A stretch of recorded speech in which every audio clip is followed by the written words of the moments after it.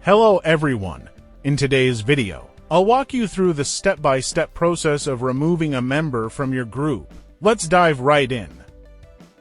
To kick a member from your group, start by navigating to the group page. On the navigation bar, you'll see for icons, click on the members icon.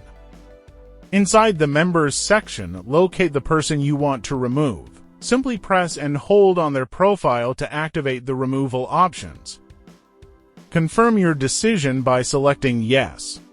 And there you have it, you've successfully removed the member from your group. It's as simple as that. Kicking members from your group on our platform is quick and straightforward. If you have any questions or need further assistance, feel free to reach out, and have a good day.